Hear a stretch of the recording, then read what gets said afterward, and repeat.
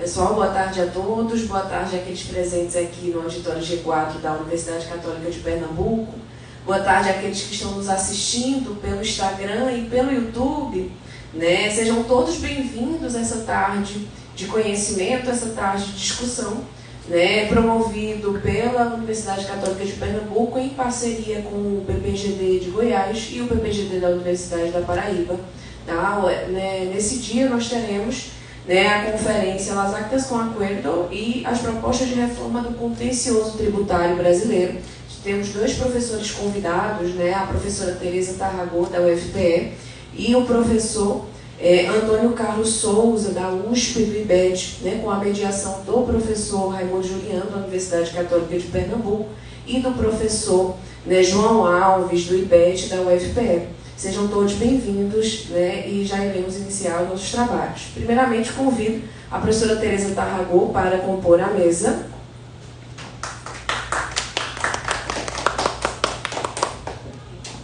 Fique à vontade, professora.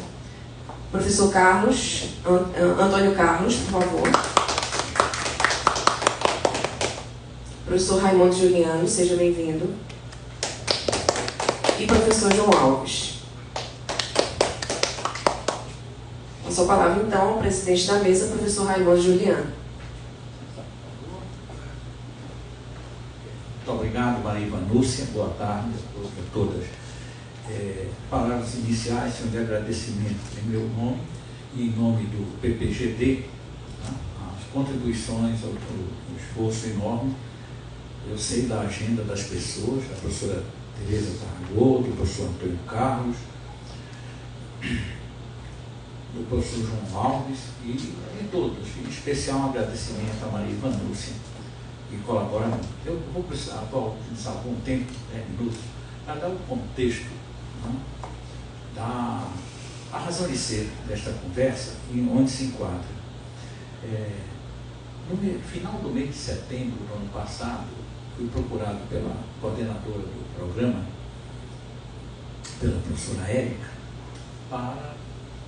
instigando para que nós elaborássemos um projeto para concorrer a um edital, a uma chamada de número 40, 2022, a linha 48, Projetos em Redes, subtítulo Políticas Públicas para a Inovação e para o Desenvolvimento Econômico Sustentável, cuja sigla era Pró-Humanidade 2022. Quero lembrar de antemão, e foram 3 anos, praticamente 4 anos sem um edital, só saiu isto, que era a guerra, eu chamei de guerra do fim do mundo. O governo ficou paralisado nessa área e fez esse edital até para dizer que não falou de flores, que teve um edital, foi feito ele. E esse edital caiu no Comitê 47, chama-se Programa Especial de Inclusão Social, Igualdade, Cidadania, Área Direito Tributário. Diante disso, eu verifiquei o edital e vi que tinha que ser em rede, que obrigava a apresentação uma rede de, no mínimo, 3 programas, e que só poderiam ser comunitárias e públicas. Eu cheguei a convidar, antes, não olhei direito, convidei uma amiga comum, acho que uma da professora Maria de Fátima Ribeiro, lá de Marília. Aí Fátima retorna e falou: professor, infelizmente não dá, porque a nossa é privada, e só é para públicas ou comunitárias. Ora, se o projeto, o proponente era Unicap, comunitária, teria que ter universidades públicas.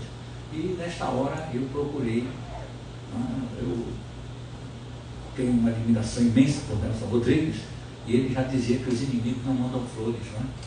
Aí eu procurei fazer o seguinte: quem são os amigos aqui mais próximos? Tinha uma colega da Federal da Paraíba, a professora Ana Paula Bastos, que conheci quando ela fazia o doutorado dela na Espanha, e tem um amigo que é vice-presidente do COMPED, é da Federal de Goiás, e no prazo curto eu fui muito claro e disse: olha, o compromisso de vocês agora é a carta de anuência, eu preciso que as 2 universidades, os 2 programas forneçam. Os senhores não terão compromisso nenhum de escrever uma linha agora, só depois. Por quê? Porque o grupo que está trabalhando aqui, que de início eram só esses 2, o professor João Alves, a professora Anúcia de início, essas 2 pessoas, nós estamos tocando o projeto. Queremos um compromisso para viabilizar a apresentação e precisamos de indicação de nomes. Eu dei o perfil, eles fizeram.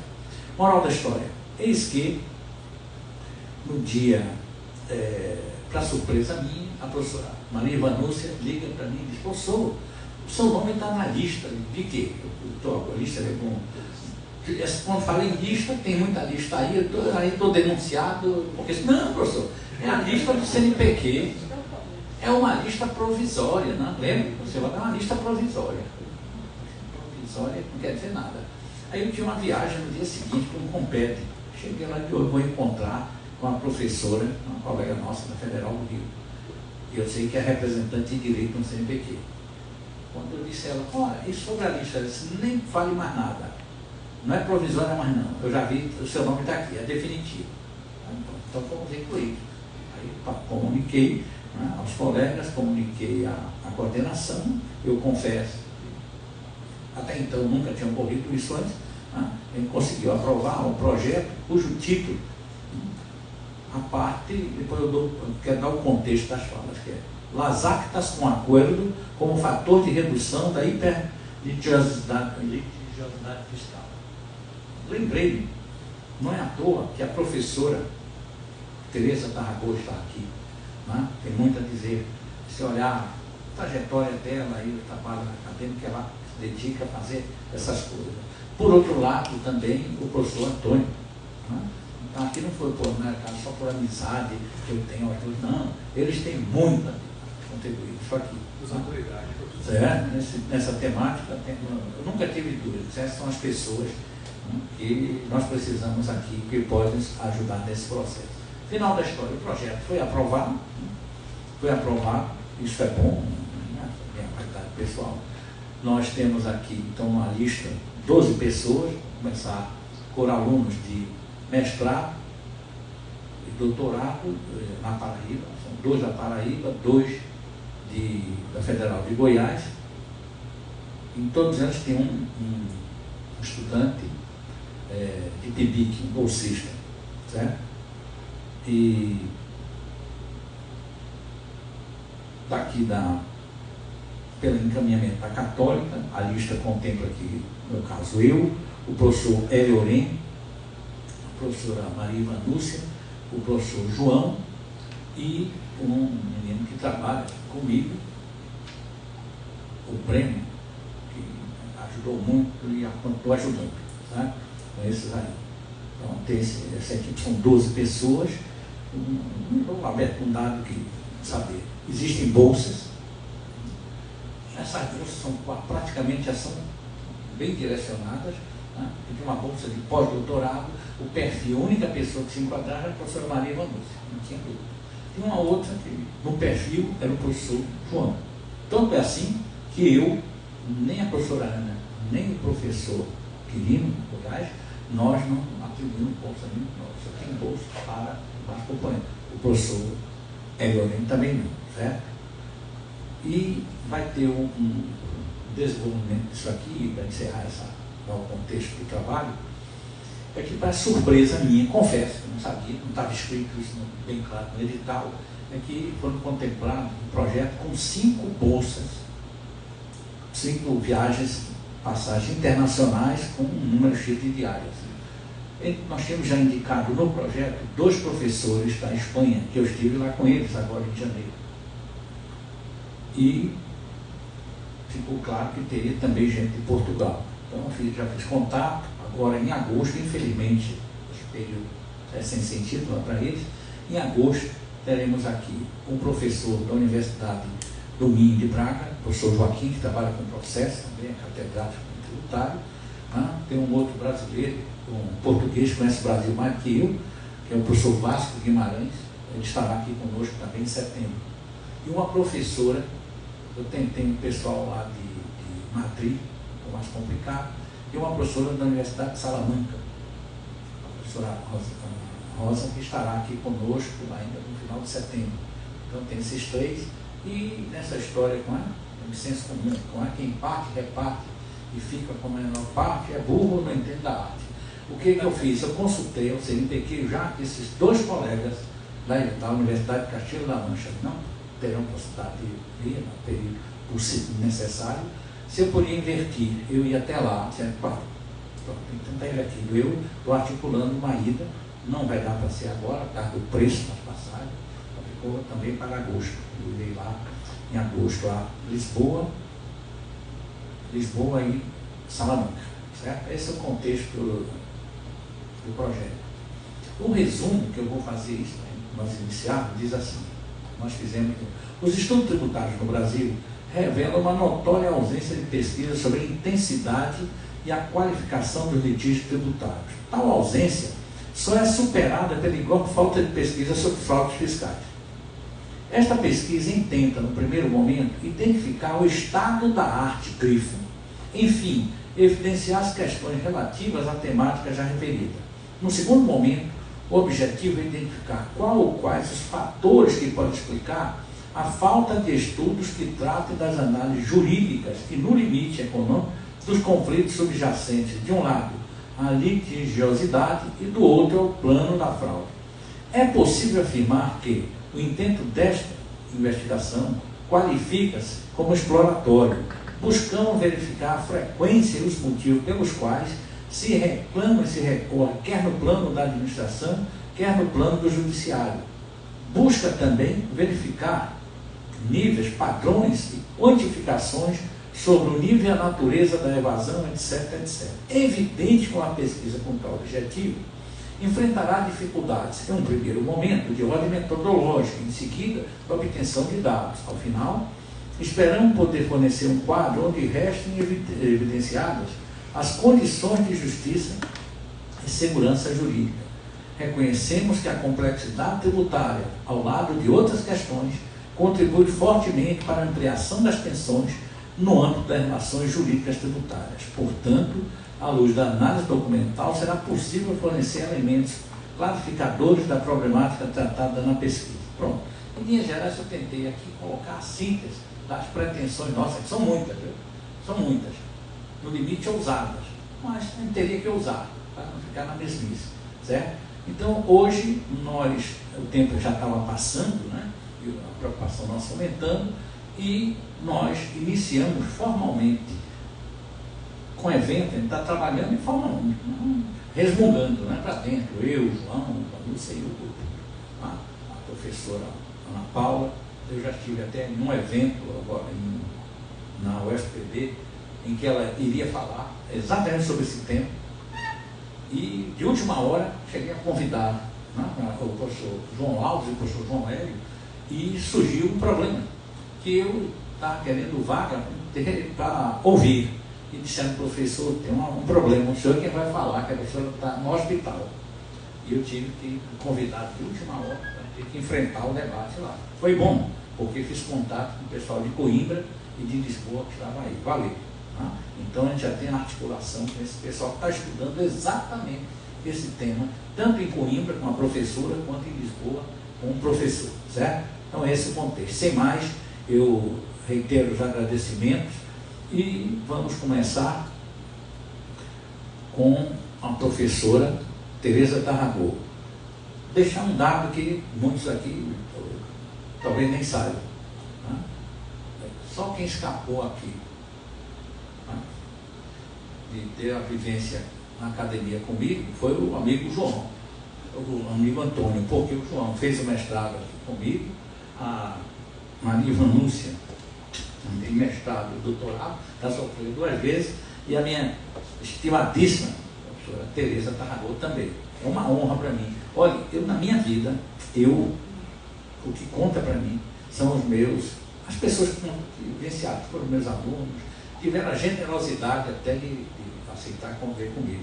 Eu dizia há pouco, antes de vir para cá, mostrando, estava falando um negócio, eu não vou fazer barulho. Eu estava brincando, veja, fulana de tal, é de outra área, né, de direito, fez o mestrado até um tempo que eu fiquei lá em ciência política comigo. Fulana é secretária de Estado, pelos métodos dela, né? E eu digo brincando, ele sabe um outro também, que é ministro, não foi por isso, era ministro pelos méritos dele, que é o Flávio Dino. Não vai ver, olha só, então eu tenho Maria Vanúcia, Tereza, João, né? E por aí vai. E aí dentro de Lambu já tem alguns desses por aí. O senhor é presidente compete? Sim, foi o presidente, foi o primeiro presidente. Próximo. Pois não. Quem sabe a gente ainda não complementa isso. Isso né? aqui é bom, não custa nada, é indolor, viu? Pronto. Sem mais, a Tereza, né, eu chamo assim de atividade, né, tem uma convivência muito boa na Federal, lá na Casa do Tobias, né, e sempre com a presteza, eu não paro de incomodar, é para a banca, qualificação, sempre tem. Né? Quando se aproximar de mim, teve um colega que disse, rapaz, é bom você ter um amigo, mas tem um preço, viu? um colega da PUC e da UFMG. Eu também incomodo bastante. Volta e meia, me chamando. Outro dia que também é recíproco vale, quem me chama lá. Né? É essa. Tereza, pelo 20, 25 minutos, para depois discutir. Boa tarde a todos e a todas. Eu agradeço imensamente a convite para participar desse evento. Aqui ladeado pelo professor Raimundo Juliano, o professor Antônio Carlos, pelo professor João Alves. Isso é para mim muito satisfatório. E também em relação ao tema da transação tributária, né? Porque esses acordos, eles hoje se perfazem no direito tributário com base na transação que eu defendi minha tese de doutoramento em 2009 e assim de uma forma que para algumas pessoas era até uma ofensa. Falar em transação tributária é ofensa. Eu sentia isso no âmbito da Receita Federal, quando se falava nisso, eles ficavam um pouco perplexos, entendiam que isso não tinha como ir à frente, tinha o procurador, que depois foi advogado da União, foi o advogado-geral da União, Luiz Águias, procurador da Fazenda Nacional, que já realmente perspectivava essa possibilidade de tudo, mas isso era muito difícil de se colocar na época e ter uma adesão, daí que realmente a minha tese de doutoramento foi de fato uma tese.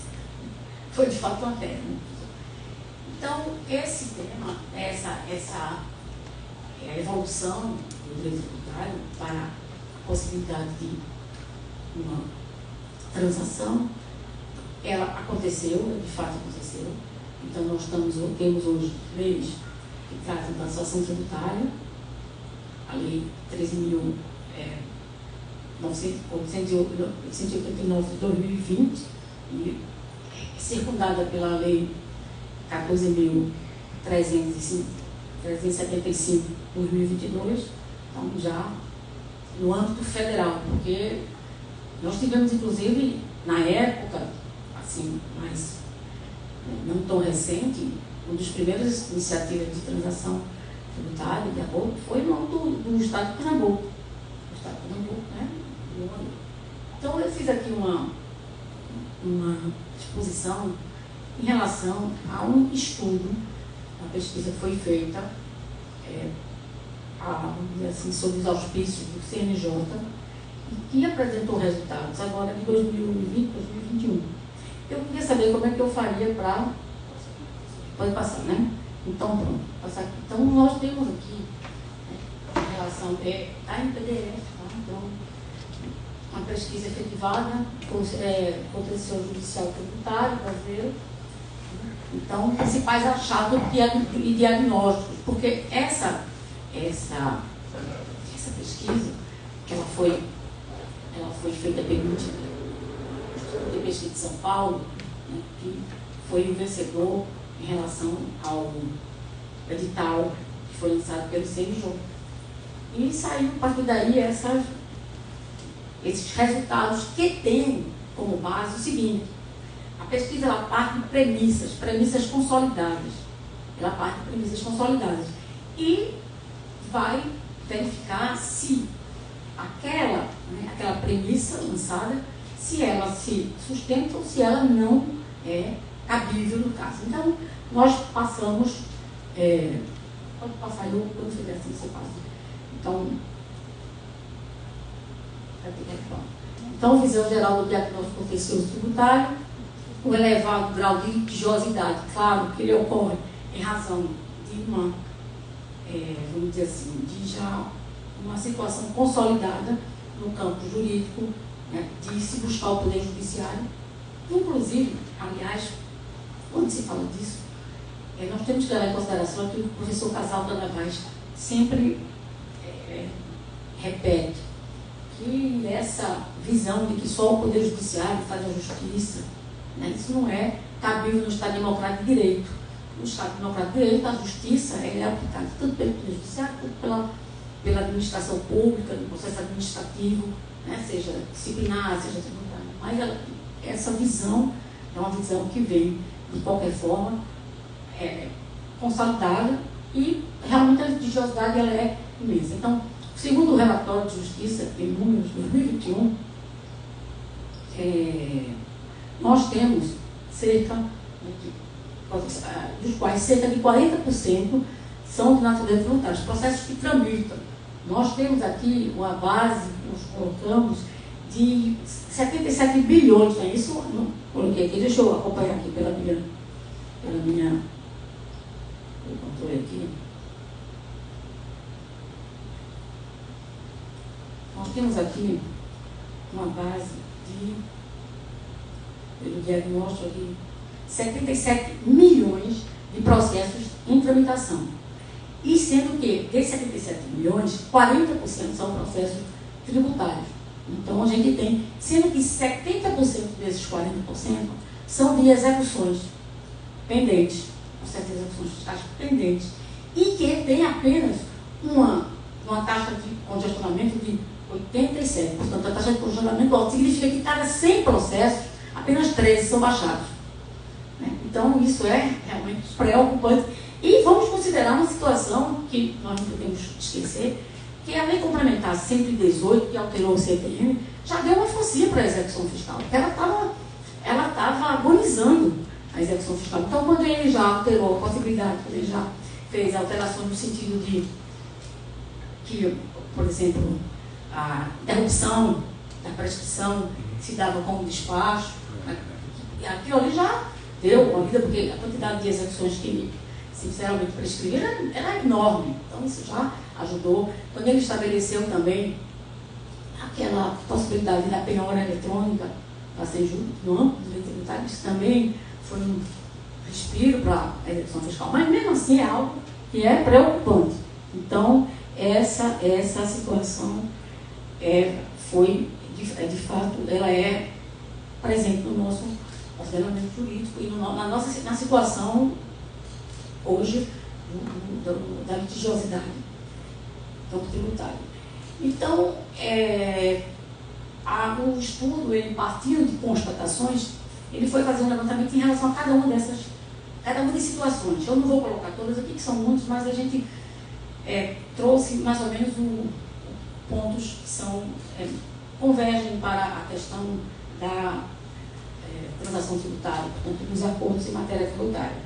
Primeiramente, se o processo tributário, né, se essa situação que se encontra no processo tributário, se ele tinha alguma coisa a ver com a arquitetura institucional do contencioso, com a arquitetura da arquitetura legislativa, se ele tinha alguma coisa, tinha uma relação direta com essa arquitetura legislativa, de modo geral. E interessante que esse estudo, essa pesquisa, ela apresentou duas formas, né? Ela partiu de duas frentes. A primeira consistiu na análise de eventual correlação entre o excesso de número de processos judiciais pendentes de julgamento, da seguinte forma: a superposição de instâncias, porque nós temos uma superposição de instâncias, essa superposição de instâncias e mais esse sistema federativo nosso, ele impacta nessa litigiosidade, é uma questão que foi colocada. E a segunda, né, tem várias instâncias julgadoras, a instância do âmbito federal, estadual, municipal, né, sobretudo no processo administrativo, né, isso no processo administrativo.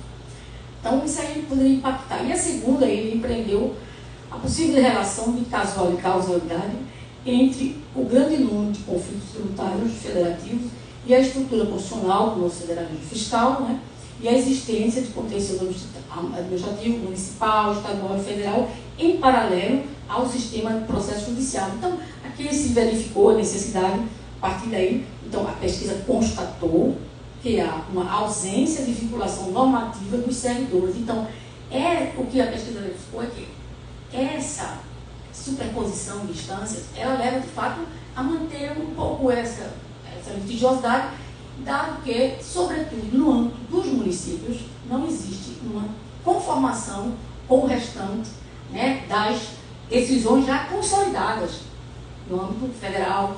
O estadual vem atrás, mas o município foi o que se viu que, de fato, essa questão ela vamos dizer assim, ela é crítica. Então, aqui nós temos, como foi verificado, expressivo percentual de modificação das decisões administrativas, que é outra questão também, na primeira instância, em contraposição ao baixo percentual de reforma entre as decisões de primeira e segunda instância. Então, quando o processo sai da área administrativa e vai para o judiciário, tem um percentual muito grande de alteração, 40% e tantos por cento. Então, isso mostra que essa área administrativa ela não está em sintonia com, com o pensamento que é o que estaria, vamos dizer, a partir dos recursos repetitivos, a partir das repercussões gerais. Então, está havendo essa falta de harmonização nessas duas situações. Então, a gente tem essa visão aqui. Já no âmbito do Poder Judiciário, por exemplo, quando o litígio se encontra no Judiciário, o percentual de alteração da primeira para a segunda instância é 7%. Então, isso aí, veja que a dissintonia aí é grande do administrativo para o judiciário. Então, isso foi observado. Então, aqui, as hipóteses dessa situação, multiplicidade de legislações processuais, foi identificado, diversidade, né, de estruturas, procedimentos, prazos e meios de defesa, disparidades normativas e discricionalidade na definição de modelos de funcionamento e arquitetura institucional, ausência de mecanismo de harmonização interpretativa. É muito interessante notar, não sei se você já percebeu, existem vários convênios dos tribunais, entre si, dos tribunais, né, com as procuradorias, mas esses convênios, eles só dizem respeito a questões de cobrança. Convênio para questão de descobrir o endereço dos devedores. Não existe um convênio para troca de posições firmadas, para alinhamento, né, de situações que possam, de qualquer forma, evitar uma litigação mais intensa. Não existe esse tipo de... Então, isso foi identificado aqui. Então, esses achados que a pesquisa ela faz a constatação da situação consolidada, ela busca os achados para poder fazer as devidas sugestões. Então, os achados apontam que a compensação de crédito e a consequente legislação de regência não possui parcela significativa do acervo do processo. Por que isso aqui agora? Porque, feito todo o levantamento, havia também um dado que dizia que a complexidade da arquitetura, vamos dizer, legislativa, a complexidade, ela poderia causar essa litigação, ou causar essa litigação, e, sobretudo, a questão da compensação tributária. Essa compensação, mas não ficou confirmado isso. A compensação tributária, ela não tem impactado nessa, segundo essa pesquisa, ela não tem impactado vamos dizer, no aumento da litigiosidade, não tem impactado, inclusive não tem impactado também aquelas situações que precisam de perícia e tudo. Então, o que foi observado é que, veja só, nós temos aqui uma situação em que aqui os processos de quatro tributos, IPTU, ICMS, PIS, COFINS, contribuição previdenciária, que mais geram processos no Poder Judiciário, são responsáveis por mais de 60% do acervo analisado. O que indica que boa parte da complexidade da legislação tributária pode ser atribuída, né, a esses, vamos dizer assim, esses tributos. Só que uma identificação em relação ao IPTU, que é simples. O IPTU é simples e tem, desse valor aí, o IPTU tem um percentual altíssimo de 25% de alta do IPTU. Então, realmente, é uma situação que tem esse dado foi contratado. Então, a hipótese quarta, uma outra hipótese consolidada quarta, é a especialização. Pronto, essa daqui é uma hipótese verificar o seguinte, a especialização do julgador em matéria tributária, ela leva uma vantagem no sentido de diminuir a tramitação desse processo, porque aí foi constatado que sim. Então, pretendeu-se verificar isso, e de fato, nós temos que as varas especializadas, elas têm um papel importante, porque elas têm resolvido as questões tributárias em tempo muito inferior ao que é resolvido no âmbito daqueles juízes chamados generalistas. Então, é importante focar nesse ponto. Outra hipótese, aí aqui tem essa hipótese consolidada também, que é uma das que a gente está exatamente chegando, que é o ponto desse ponto nosso, que são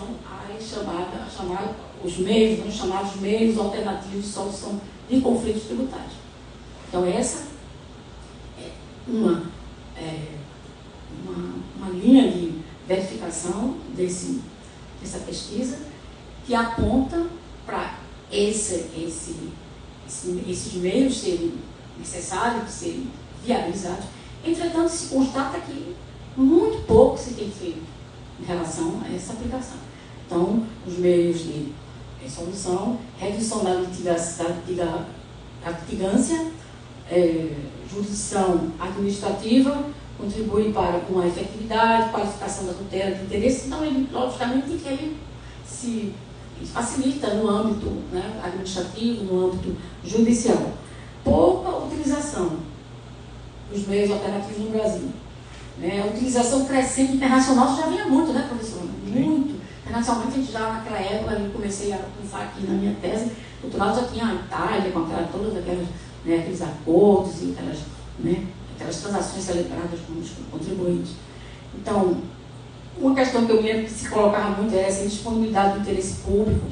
Não seria, mas como é disponibilidade do interesse público se você está fazendo dentro de uma lei que determina? Então, a lei é criada, a lei estabelece os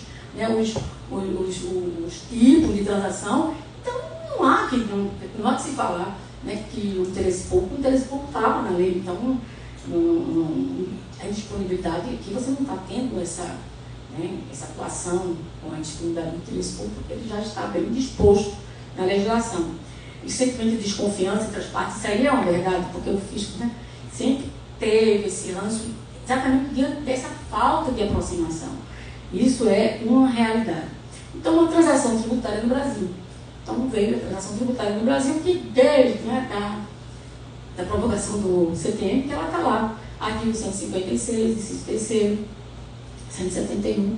Então, a previsão expressa em legislações estaduais, né, legislações recentes, específicas e mais detalhadas, 2020-2022, a Lei 13.988 de 2020, que foi alterada pela Lei 14.375 de 2022, que essa lei eu achei bem legal também, porque ela, além de outras coisas, ela incluiu a possibilidade de transação que até então não tinha, de processos no âmbito da Receita Federal do Brasil, né? Estou falando aqui mesmo da legislação federal. E a federal parece que ela é que puxa mais, porque veio a transação, ela foi aqui até adotada no estado de Pernambuco, mas aquilo ali precisa de uma força ali do federal para ter uma aderência, então isso foi muito importante, essa transação. Então, a mediação tributária no Brasil, ela já vinha de alguns tempos, na Lei 13.140, são leis precursoras, já havia uma movimentação no sentido de uma aproximação do fisco contribuinte, o fisco permitir que o contribuinte também pudesse expor aqui, fizesse um calendário de pagamento das execuções fiscais. Né? Então, isso aí foi já uma entidade de transação, que a gente colocou aqui para mostrar que já tinha Essa bem, uma hipótese, outra hipótese, uma consolidada, que no âmbito consolidada, quando eu digo assim, que foi constatado pela pesquisa, é que a autocomposição processual, negócio turístico processual, boa prática, equacionamento processual, a experiência da PGFN a partir de 2018, foi com a portaria 742 de 2018, com fundamento no artigo 190, vedava reduzir o montante de créditos tributários, equacionamento consensual, mediante aquela calendarização, né? Calendarização da execução, que eu falei agora há pouco. Essas aí são na verdade, assim, encaminhar para que nós chegássemos à possibilidade de ter uma transação.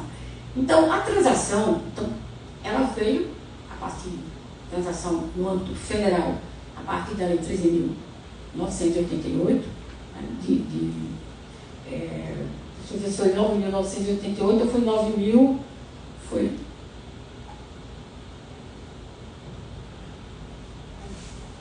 13.988, não é isso? 889 de 2020, e que foi exatamente alterada, complementada pela Lei 14.375 de 2022. Então, vejam só para ter, nós temos uma ideia aqui. A transação em números apresentados pela PGFN, porque essa pesquisa ela foi, né, fazer um trabalho com todas as procuradorias tributárias da União, e inclusive todos os estados, e inclusive da Receita Federal também, e ela obteve esses dados aqui. Transação em números apresentados pela PGFN, considerando-se o período de, primeiro, de 1 a 8 meses entre 2019 e 2021, o estoque de crédito escrito em dívida ativa da União aumentou 2 trilhões 419 bilhões, para frente, né? 630 milhões, ele aumentou desse valor para 2 trilhões 654 bilhões, para frente, mais alguma coisa. No mesmo período, o estoque de crédito inscritos em dívida ativa regularizados aumentou em relação aos não regularizados, passando de 485 bilhões para 2 trilhões 654 bilhões. Né? Então, isso certamente tem uma repercussão da transação, né? Do exercício da transação. Então, a gente tem essa constatação.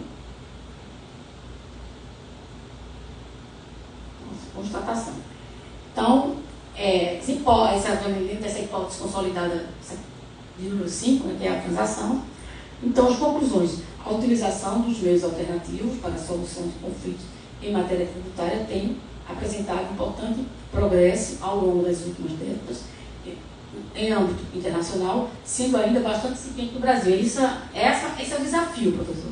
Esse é o desafio, professor. É realmente isso. Né? A utilização dos meios alternativos fazem parte da solução e representam um esforço relevante.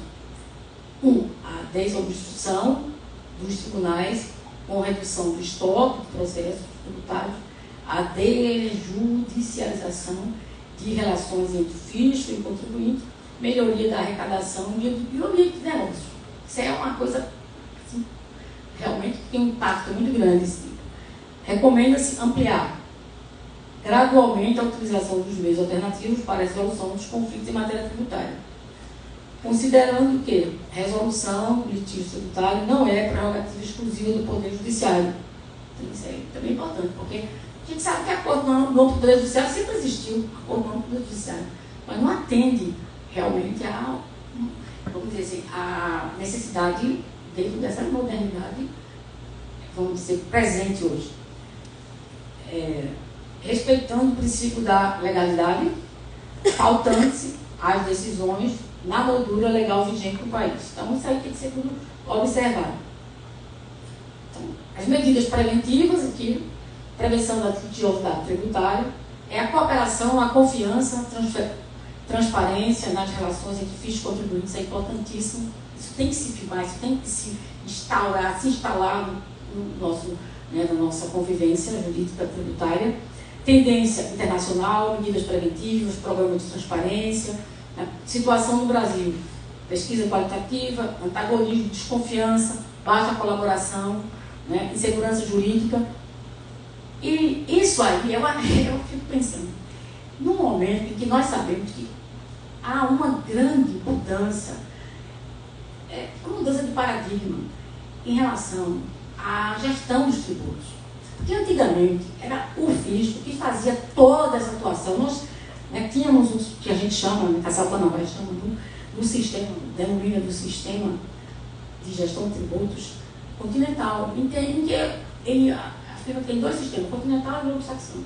Continental é aquele baseado numa atuação do fisco, muito mais presente, em que o contribuinte apenas ele não tem uma atuação de quantificar a operação, o tributo. Ele simplesmente informa ao fisco, e o fisco é que se encarrega de fazer o lançamento. É o que acontecia no passado. E hoje não, o contribuinte faz todo o trabalho, o contribuinte qualifica, quantifica a obrigação, e o fisco tem uma posição vigilante, uma posição mais que vai simplesmente, portanto, depender dessas informações, e aí surgem muitas e muitas decorrências disso. Primeiramente, o próprio contribuinte passa a ter uma situação de maior encargo, porque ele precisa ter uma assistência fiscal muito forte para dar conta de apresentar todas aquelas obrigações acessórias, preciso ter conhecimento. E segundo, uma coisa que é exatamente impactante aqui para o nosso tema, que é o aumento dos litígios. Porque na concepção anterior, em que o fisco atuava ali, fazia a atuação mais presente, portanto o contribuinte apenas não fazia essa, vamos dizer, não tinha esse poder chamado autolançamento. Eu não gosto dessa expressão, autolançamento, eu acho que é autoconstituição do crédito tributário. Então, o que era que acontecia? O contribuinte, naquela ocasião, ele só se insurgia contra o fisco se por acaso realmente o fisco estivesse exacerbando, ele tinha certeza que estava ali, então ele se insurgia. Agora não. Ora, se a lei permitir interpretações múltiplas, o contribuinte, quando aplica a lei, interpreta ao seu favor, o fisco, quando vai verificar, interpreta a favor do fisco. Então, existe uma questão muito forte aí, que não foi considerada nessa pesquisa, mas que tem a ver com o aumento da litigação tributária. Não foi considerada nessa pesquisa, mas ela tem essa mudança de atuação de gestão dos tributos no Brasil. Portanto, a atuação tributária, a administração tributária, a pessoa tem uma posição vigilante apenas. O contribuinte faz todo o serviço do fisco hoje, não é isso? Então, há algumas iniciativas brasileiras, que eu achei interessante, buscando essa colaboração do contribuinte, nos conformes, confia, na Receita Federal do Brasil, nos conformes em São Paulo, contribuinte pai d'égua, em Fortaleza, no Ceará, programa de estímulo à conformidade tributária do Rio de Janeiro, programa conformidade tributária DF, nos conformes no Rio Grande do Sul. Então, a gente tem, assim, tentar buscar essa colaboração. É importante o fisco hoje trabalhar em conjunto com o contribuinte, já que o contribuinte está trabalhando praticamente sozinho. Mas, enfim, vamos finalizar aqui. O Programa Nacional de Previsão de Litigiosidade, a gente tem pilares desse programa, simplificação da legislação tributária. Então, isso tudo decorre com a vinda com a instalação, ou vamos dizer, com a adoção de uma sistemática mais participativa, e, portanto, também de maior adesão aos acordos no campo do direito tributário. Então, esses pilares eles têm que ser considerados, simplificação da legislação tributária, material processual, harmonização, interpretação entre os diversos órgãos fazendários, aperfeiçoamento do instituto, da consulta, implementação de programas de conformidade tributária, utilização de precedentes e súmulas, priorização de medidas orientadas, entendimento de medidas punitivas, né? Elucidação prévia das questões. Então, a gente tem aqui repercussão, agora chegando a um ponto, necessidade de mudança desses pilares, e chegando aqui a um ponto da situação de necessidade, de impactos, né, necessidade da reforma, vamos dizer assim, de adoção desses pilares, nós acabamos de ver agora. Os pilares que citamos como sendo de necessária observância. E agora vamos ver que toda essa questão, essa litigiosidade, essa discussão, ela tem esse impacto. O impacto em relação a quê? Em relação às finanças públicas e ao patrimônio do próprio contribuinte. Então, a gente tem aqui a arrecadação tributária, ela sofre impacto em relação a isso, né? As estimativas de perda nos processos administrativos, nos processos judiciais, esse 57% é no processo administrativo. O processo judicial a gente nem tem esse dado percentual, isso é no processo administrativo, né? Então, isso aí leva em consideração o que vinha vigorando aí há um tempo, que é o empate, né, do voto, aquele voto de qualidade, porque o voto de qualidade finalizou agora. Então, a gente tem essa questão em relação a isso. O ponto de vista do contribuinte também é a questão que o contribuinte tem, provavelmente tem que fazer previsão, né, de recursos para pagamento desses débitos e tudo, tem impacto, é ruim para todo mundo, na verdade. Então, aqui nós temos os impactos econômicos, a desigualdade, a adoção de medidas eficazes, aprofundar estudos, então, e conclusões finais. Então, o grande volume do contencioso tributário brasileiro não tem relação de casualidade direta com o fluxo, com os procedimentos, naquilo que a gente viu um pouquinho mais à frente. Então, ele não tem esse relacionamento, né? Porque a questão é muito complexa, a questão da complexidade dos tributos, tem que ver a complexidade da legislação, a superposição de instâncias. Não, ele não está só nisso, ele está em outras questões. Eu acho que ele não coloca a questão da mudança de gestão, né, tributária, quando o contribuinte hoje passou a exercer toda essa atividade como se fosse ele mesmo fisco. Declara com efeito de confissão de dívida e aquilo já está, o crédito já está constituído, já não é mais lançado, já é diretamente cobrado. Então, isso aí a gente tem essas questões. Então, como sugestão, se verificou exatamente esse elenco aqui que nós colocamos. Maior integração de cooperação entre instâncias administrativa e judicial, manter e aperfeiçoar, especialização, né, dos julgadores tributários. Isso aí ficou configurado, que a especialização ela ajuda a diminuir, né, a tramitação, pelo menos o tempo de tramitação dos processos. Intensificar, veja só, coloquei aqui, porque esse aqui é a básica do professor. É exatamente isso aqui. Aqui, intensificar, né? Está até em vermelho. Está até em vermelho, para um alerta mesmo. Essa aqui é o que a gente quer focar, é exatamente isso. Implantação de mecanismos de pacificação, né? Tem tudo a ver, uma coisa está ligada diretamente com a outra. Então, são esses elenco aqui, né, de 12 sugestões para resolver. Transação tributária principais achados, resultados. Então, dentre as 16 entes federativos, 12, né, tem previsão normativa, a gente colocou aqui. Né, então, considerando-se os 12 entes federativos que prevêem transação, esse é o sistema jurídico, apenas 3 o fazem de forma mais genérica, né, no corpo dos seus códigos tributários ou diploma. A grande maioria 9 possui legislação específica sobre transação tributária, detalhando os procedimentos dos seus respectivos, no seu respectivo âmbito. Mas isso aí é muito pouco, né, considerando a necessidade que nós temos. Nós temos que ter ainda muito o que fazer. Características comuns às legislações, a extinção da obrigação tributária, né, e a extinção da obrigação tributária, no caso da transação, ela vai se dar sob condição suspensiva. Isso é que eu defendo. Sob condição suspensiva. Uma aluna minha disse, professora, como é que pode? O direito tributário, ele se utiliza vamos dizer assim, das condições suspensivas e resolutivas. Então, a transação, quando se celebra uma transação tributária, e então o parcelamento já defendia antes, porque a transação está lá, transação. Mas no parcelamento eu já defendia essa natureza transacional, porque o parcelamento ele não quer dizer que tem que ser feita uma concessão muito grande para que seja considerada transação. Não. Qualquer concessão mínima que seja, ela configura uma transação. Mas como é que vai configurar se o parcelamento suspende a exigibilidade do crédito tributário e não extingue o crédito tributário? Por quê? Porque ele suspende sob condição suspensiva. Quando a condição é implementada, que é o pagamento, ou então parcela, extingue a obrigação tributária. Então essa é a nossa visão.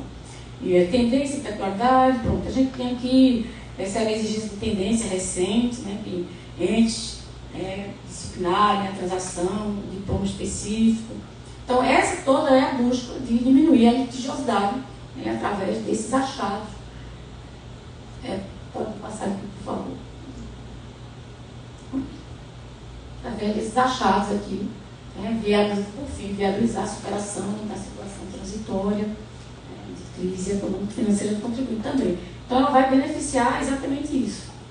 E aqui, finalizando, alguns números relevantes, triplicou, pode colocar, por favor, triplicou o índice de regularidade das empresas em recuperação judicial, permitindo a regularização de centenas de empresas em recuperação judicial na transação. No ano passado, foram arrecadados 14,1 bilhão só de transação no âmbito federal. Estoque objeto de transação, 305 bilhões em transação tributária. É o estoque de transação que tem. Está vendo? Então, eu agradeço. É quase 10%, né? É muita coisa, né? A gente tem realmente, eu acho que a faca e o queijo, né? Eu queria dizer, na mão para tentar dar uma mudança no perfil dessa litigiosidade. Portanto, pode passar, por favor. Muito obrigada.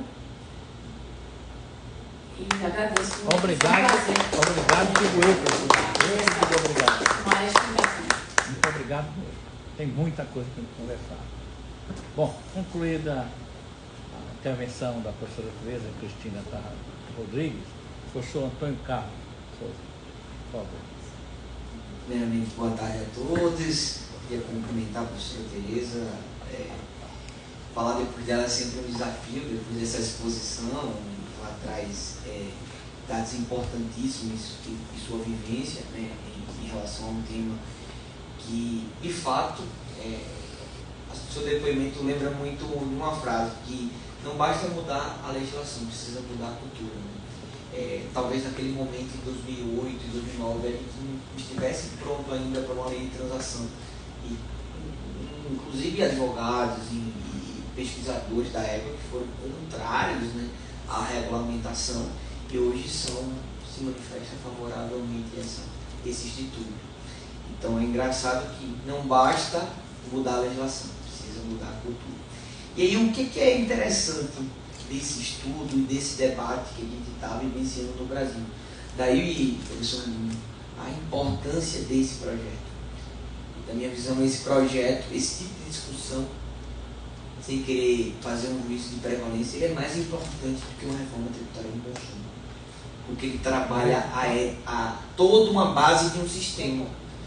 Então, ele acaba, infelizmente, acaba não indo para as manchetes, né, do valor econômico das discussões, mas é isso que é o problema do custo do Brasil, isso que impacta o Brasil. Né?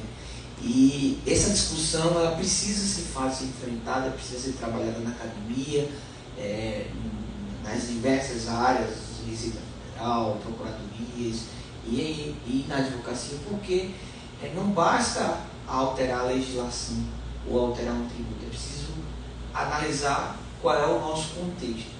E aí eu começo minha exposição lembrando de uma coisa que ao longo do tempo me incomodava muito, e de fato esse estudo acabou trazendo algumas luzes. Toda vez que a gente falava de contencioso tributário, vinha sempre aquela velha, a OCDE é assim e o Brasil é assim. A OCDE é isso. Eu sempre respondi, eu quero pacote completo da OCDE. Bom, vamos trazer tudo e vamos fazer. Não adianta trazer e comparar o que não é comparável.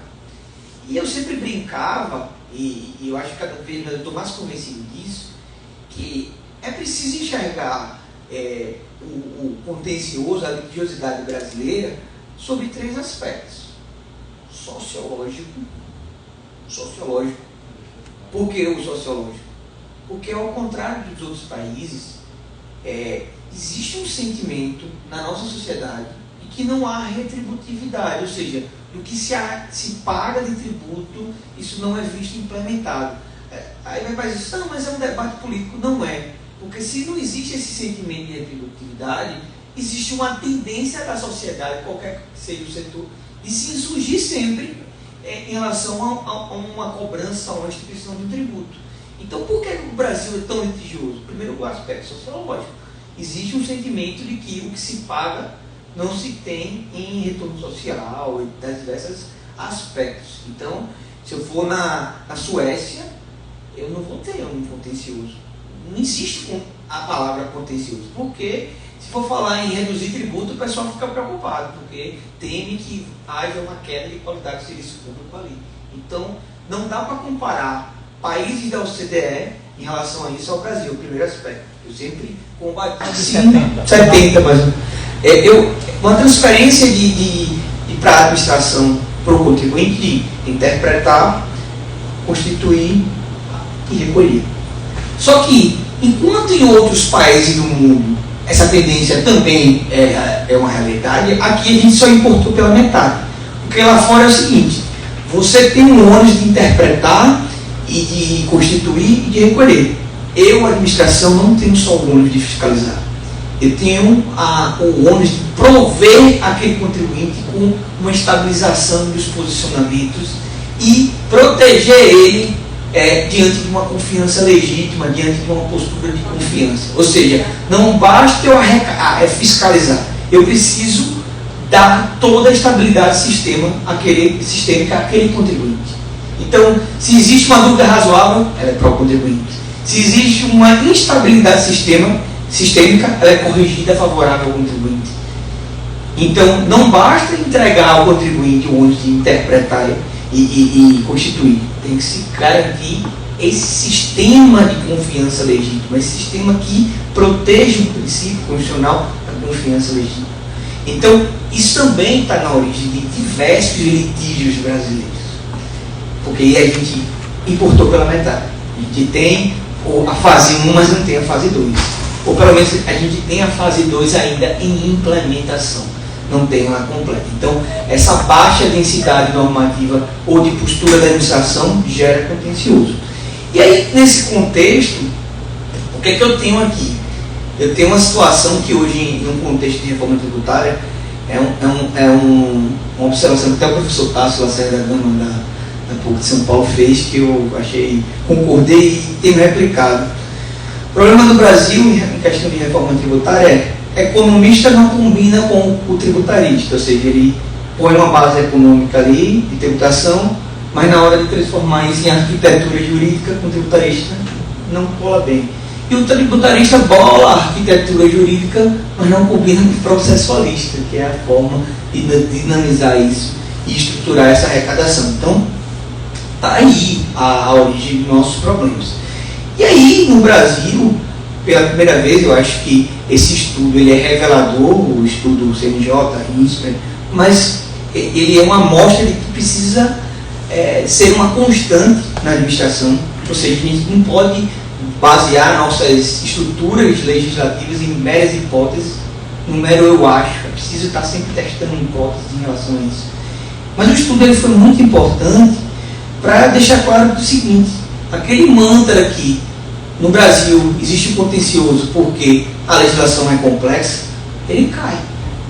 Não quer dizer que a legislação seja uma maravilha, longe disso, ela precisa ser aperfeiçoada. Mas isso caiu. Ou seja, a hipótese de que a deficiência na elaboração, interpretação e aplicação por parte da administração gera contencioso. Vou dar um exemplo de ano passado. O governo federal editou uma lei complementar 192, promovendo uma desoneração e deu um amplo direito de crédito. Depois que foi dado esse amplo direito de crédito, propositalmente ou não, o fisco percebeu que era amplo demais. Então, ele vai e revoga, mas ao invés de revogar e diz, olha, esse período ficou, ele revoga e diz, isso é uma lei interpretativa. Quando eu digo isso, o que eu estou fazendo? Fomentando contencioso. É óbvio que teremos um estoque novo de litígios em relação a isso. Então, isso é um problema. Precisamos estabilizar essa elaboração, interpretação e aplicação, sob pena de estar se retroalimentando esse contencioso. Porque se existe isso, existe um sentimento que está sendo lesado e o contribuinte vai procurar a justiça, o poder judiciário, para tentar ver seu direito reconhecido. Uma outra questão que foi colocada, que aí talvez seja o cerne desse projeto de pesquisa e para mim é o futuro, que é a necessidade de não levar tudo ao Poder Judiciário, de filtrar, estabelecer meios alternativos de resolução de conflitos e filtrar aí, diminuir esse contencioso estratosférico na casa de trilhões de reais em relação a todos os entes, né, todos os níveis de tributação. Isso é um problema que a gente vai tratar aqui das alternativas, que hoje eu vejo uma mudança de cultura para falar em algumas alternativas. Talvez há 10 anos, ou tá um pouco mais, um pouco menos, falasse isso seria uma heresia, né? Falar em arbitragem, falar em mediação, falar em transação é uma ofensa, né, em relação a isso. Mas eu também fiquei muito feliz quando nessa pesquisa se estabeleceu que proteger a confiança legítima, transparência ativa e cooperação é um remédio para combater um contencioso. Ou seja, precisa garantir essa proteção de confiança legítima, transparência ativa, ou seja, a transparência ativa é o fisco trabalhando para estabilizar, uniformizar as relações tributárias de modo a garantir exatamente essa ausência de contencioso. Então, assim, tudo isso mostra que a grande reforma tributária pode ser dentro desses ajustes, né, realizados nesse contexto. E aí, porque eu apesar de não ter participado da comissão de juristas liderada pela professora Regina Lenda, mas eu defendo tanto esse projeto.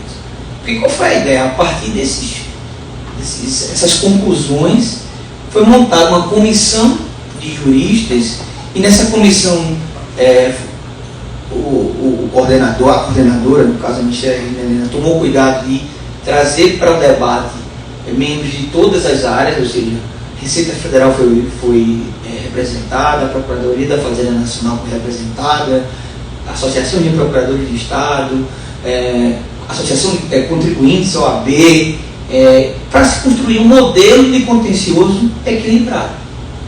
Então, por que eu defendo tanto? Porque é um projeto que nasce dentro de um consenso. É um projeto que nasce dentro de um consenso. Da minha visão, ele tem uma chance grande de passar no Congresso Nacional. Porque não é um projeto do sindifisco contra o contribuinte, nem é um processo de uma confederação contra o fisco. É um projeto equilibrado de modernização da relação fisco e contribuinte. Então, eu vejo com bons olhos e tenho defendido que a grande reforma tributária que daria para este ano seria essa. Se fala muito em IBS, tributação com consumo, mas o debate tão intenso que existe neles, eu acho que, de certo modo, enfraquece, talvez inviabilize uma proposta plena.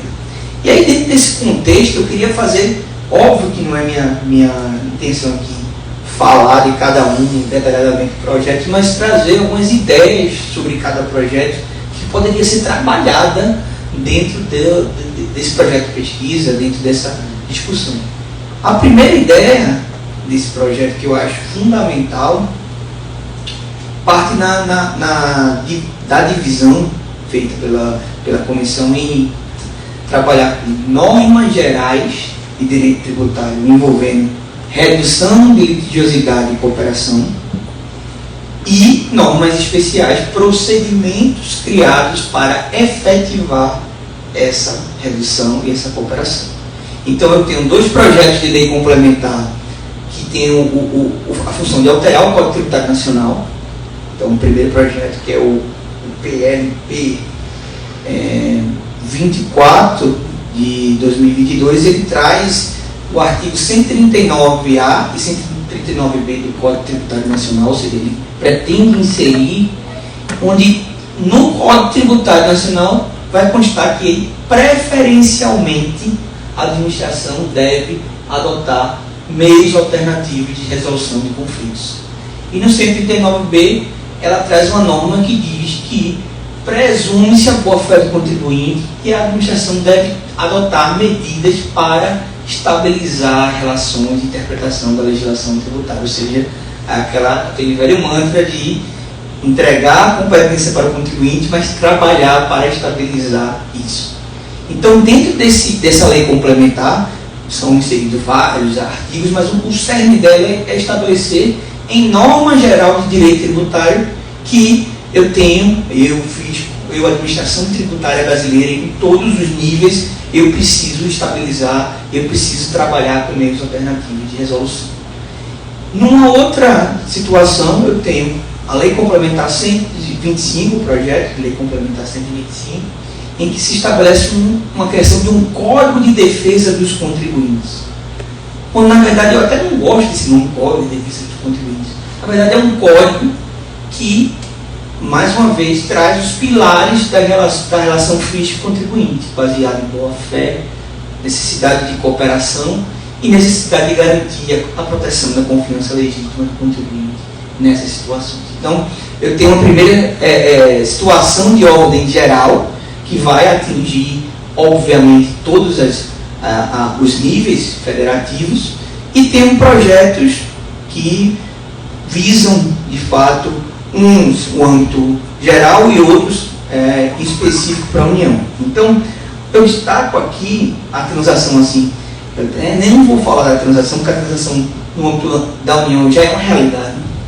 É uma realidade que está sendo bem executada, que vem se desenvolvendo. E como todo projeto desses aqui, ele vai precisar de maturação. Então, achar que ele vai nascer pronto não é uma perspectiva adequada. Ele vai nascer, vai precisar ser reformado, vai precisar ser aperfeiçoado, mas é da necessidade de implementação. Então, eu tenho um primeiro projeto que é a Lei de Mediação, ou seja, se estabelece uma lei de mediação no âmbito da União, onde você vai poder discutir, por intermédio de um mediador interno ou externo, uma questão tributária em específico e poder desenvolver uma solução consensual ali, pré-transação, pré-arbitragem, pré-outra situação. Então, é uma lei que vem com esse objetivo, tá? Ela vem da União, mas ela pode ser, obviamente, replicada, né, em relação aos outros entes. Eu até separei aqui o conceito que é colocado na lei.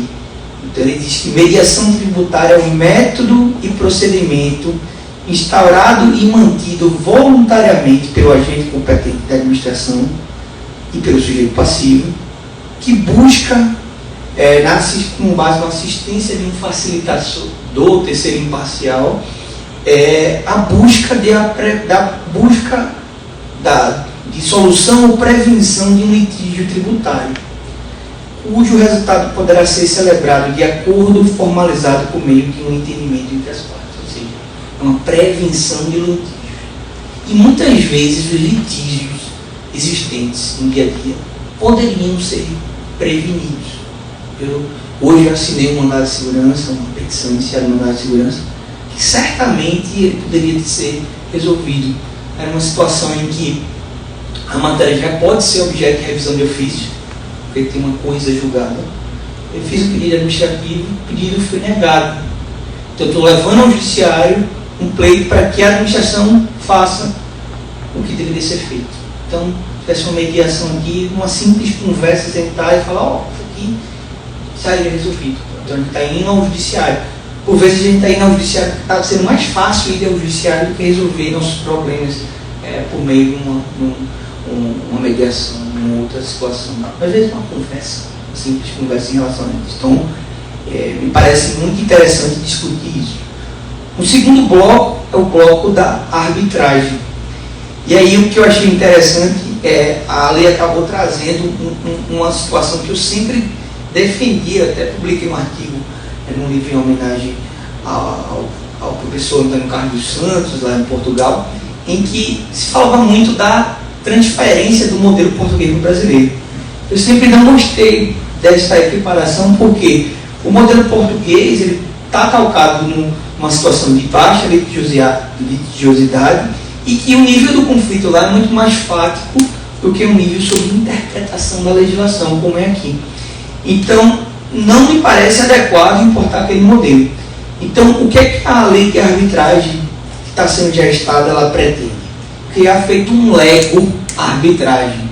Então, ela traz um procedimento, traz toda a estrutura, mas delega para cada administração tributária estabelecer o que tipo de matéria é arbitrável, qual o valor e qual o tipo de conflito que vai agora ou não vai para aquela situação. Eu acho inteligente, porque você cria um procedimento e aí o fisco vai testando o que realmente pode ser arbitrável, o que dá certo. Por exemplo, no âmbito da União, eu acho sensacional a arbitragem para resolver questões envolvendo classificação fiscal e mercadoria. Classificação fiscal e mercadoria normalmente é uma questão de um perito. Ou seja, isso aqui é uma garrafa ou não é, do ponto de vista técnico. Então, uma arbitragem é sensacional, porque você traz um árbitro técnico junto com o árbitro do fisco, o árbitro do contribuinte, e resolve aquela questão. E, por vezes, o tempo de duração daquela questão no processo administrativo e ou no processo judicial, ela é prejudicial pelas duas partes. Por quê?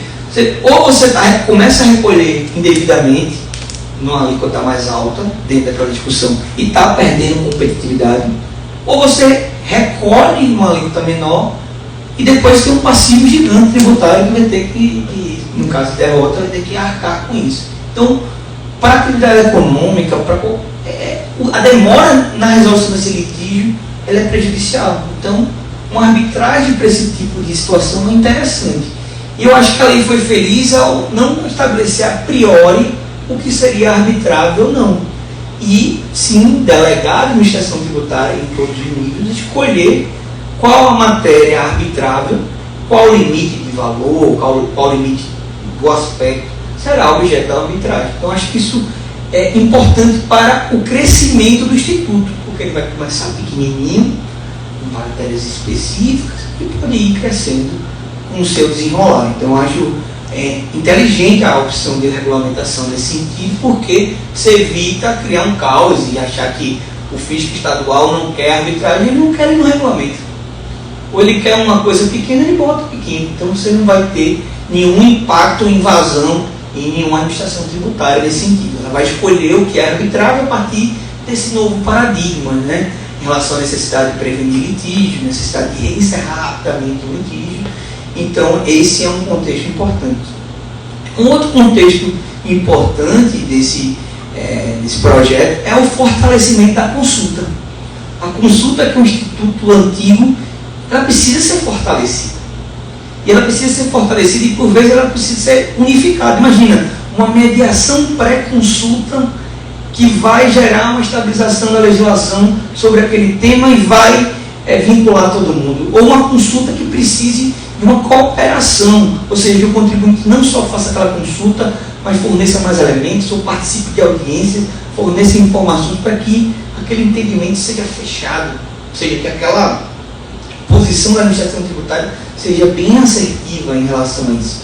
Então, é uma nova paradigma, é novo pensar sobre consulta, e não só aquela coisa tradicional. Consulta só vincula o contribuinte daqueles termos. Não, a consulta vincula todo mundo naquela situação. E a consulta é o elemento de manifestação da posição do fisco. Eu mesmo tenho um caso que é interessantíssimo em nível estadual. Você tinha uma consulta pelo pleno do órgão, responsável pelo resultado.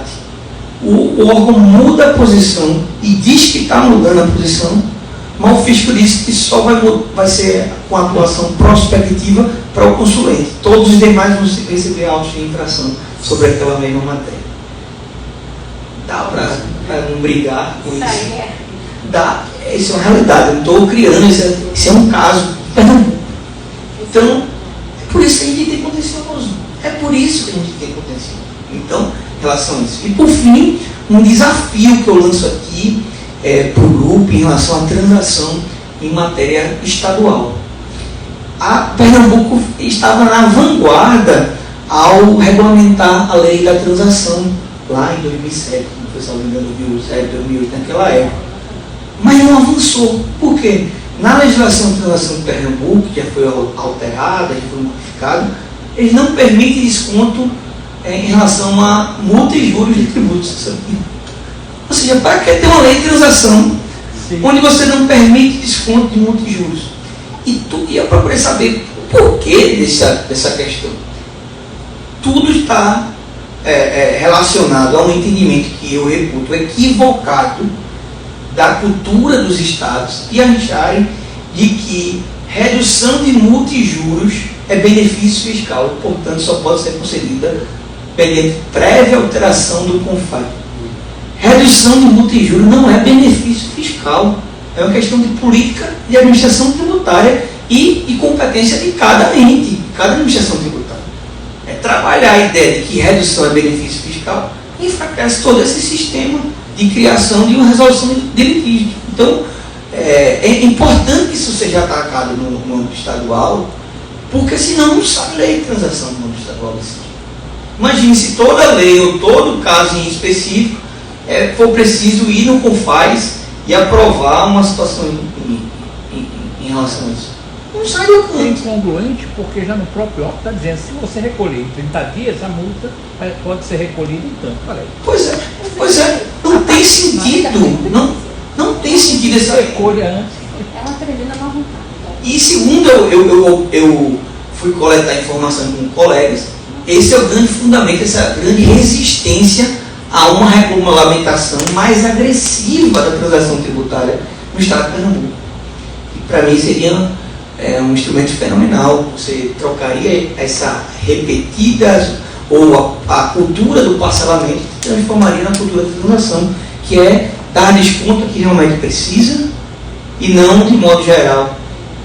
Hoje dar desconto do modo geral é tão antisonômico ou mais antisonômico do que você trabalhar caso a caso ou trabalhar situações específicas. Então, na verdade, quem contribui para a violação de uma ideia de isonomia é um parcelamento geral e não uma transação em específico. Então, é um desafio que eu lanço aqui e provoco, de estabelecer esse diálogo com o Estado de Pernambuco e tentar aqui, quem sabe, aprimorar. A legislação já existe, seria aprimorar para incluir a possibilidade de transação com redução de multas, juros e carro legal. Acho que Pernambuco não tem carro legal, é o honorário fixado. Então é um desafio, porque a União está aí mostrando que é um instrumento eficiente e traz sim resultados muito expressivos na arrecadação. E mais do que isso, um dado bem importante que eu estava outro dia discutindo com um colega procurador da Fazenda Nacional, é que atualmente existe uma baixa inadimplência na transação tributária, sobretudo na transação individual. E eu tenho uma hipótese sobre isso, não tenho como comprová-la ainda. É porque na transação individual, o contribuinte sai feliz porque conquistou um modelo baseado no diálogo para resolver seu passivo fiscal. E a Fazenda sai feliz porque também conquistou uma possibilidade de receber aquele crédito ali que estava parado às vezes por anos. Então ninguém quer fazer nada para botar em xeque aquele acordo. Então todo mundo trabalha para que aquele acordo dê certo. Então a inadimplência é baixa, porque o contribuinte não quer deixar de pagar. E a Fazenda ele não quer excluir ele daquele acordo. Ele quer fazer de tudo para que ele cumpra aquele acordo da forma acordada ali. Então, veja que até nisso impacta a questão da litigiosidade. Por quê? No passado tínhamos um contencioso pesadíssimo em cima de parcelamento. Porque a Fazenda entendia que o parcelamento dado de modo geral era injusto, excluía o contribuinte de parcelamento, o contribuinte de mandado de segurança, e aí consolida, não consolida, revisa, não revisa. Você tinha um contencioso intenso sobre parcelamento. Na transação hoje, pelo que eu tenho conversado com colegas da Fazenda, não existe esse contencioso. Ninguém está brigando sobre isso. Então veja que até nisso é impactante em relação à prevenção de litígio e eliminação de litígio. Então, para encerrar minha fala, eu parabenizo pelo projeto e eu acho que temos aí uma bagagem, digamos assim, um desafio enorme em trabalhar com isso, e acho que é o futuro. Acho que se o Brasil quer entrar na OCDE, ele tem que melhorar esse ambiente de litigiosidade, não adianta importar o que está na OCDE, porque se for para importar tudo, não implementa no Brasil, porque lá eles levam muito a sério a questão da confiança legítima. Se o contribuinte ele recebe uma informação, ainda que equivocada do fisco, ela vai ser respeitada, ela vai ser honrada, ou seja, para trás e para frente vai ser modificada, mas ninguém brinca como se brinca aqui com a interpretação da legislação. Ou seja, aqui parece aquela banana boat, né, na praia, que uma hora você vai cair na questão da interpretação. Então, eu agradeço mais uma vez o convite e fico à disposição para debater sempre sobre o tema. Obrigado. Muito obrigado. Bom, vou tomar aqui, passar para o João Alves fazer os 3 registros que para mim são cruciais. Primeiro, dizer, 2, que o material, a fala de vocês vai ser objeto, né, de um trabalho nosso, um pente fino, para provocar os futuros debates que surgirão a partir da fala de hoje. É o mapa que ele estava construindo, o caminho que nós encontramos aqui, para provocar os debates futuros que serão vários. Segundo, eu creio que há um certo consenso aqui, apesar das estratégias diferentes, que eu também partilho. Eu desconfio que a questão tributária, todas as suas perspectivas, nossa, eu foi dito aqui de uma forma, de maneira distinta, não foi dito pelos dois, se eu ouvi direito, a dimensão, vamos chamar aqui, sociológica do debate. Eu já venho com defeito de fabricação. Eu fui para o fisco nos anos 80, no início dos 80, eu entrei no fisco. E você, queira ou não, assimila, pode ser mais reativo ou menos, mas há uma cultura do ambiente. Né? E uma dessas observações foi feita aqui pela professora Tereza, nós temos passando também o professor Antônio, que passa pelo seguinte, sempre a ideia que passou, a mudança no perfil, o que era a atuação da fazenda pública. Por isso que eu perguntei, que eu não estou falando de 70, final de 70, 80, é a leitura que eu faço. Eu creio que não só, quando a gente coloca um olhar sobre contencioso, o que for, não apenas direito, economia, eu também não boto a mão sobre a Bíblia e essa cultura, com todo respeito à formação da colega, né, uma cultura de uma ideia que foi muito recorrente no Brasil, que só a administração nos salva. Eu desconfio que a questão não é por aí, não, é bem outra. Ela é crucial, é um instrumento. Né? Não adianta falar de reformar tudo isso sem pensar em quem é essa administração tributária. Né? O que ela era, o que é. Eu entrei na Fazenda, me lembro muito bem que davam assim, de um discurso de modernização. De tempos em tempos aparece, né? Um Messias aparece. E a conversa era essa. E qual é a crença? Só uma reforma na administração fazendária nos salva. E aí a fazenda tinha uma estrutura terrível, é muito centralizada. Não, agora é descentralizada. Vamos criar departamento de diretoria. Minha tese é outra. Que foi feito por outro motivo, mas foi feito. E aí, tem um dado da fala de vocês que fica claro para mim, é que não interessa a estrutura da gestão, centralizada, descentralizada, desconcentrada, o que ele chamar. Tem um dado cultural, isso aqui o besterol é meu. Os impostos, como é que a sociedade, é a relação que você passou aqui. Os dois falaram, mas a professora falou, disse que eu vi aqui, eu li. A relação fisco-contribuinte. Como é que a sociedade vê a administração tributária e como a administração tributária vê a sociedade? É uma sociologia de baixo teor, que eu vou chamar agora.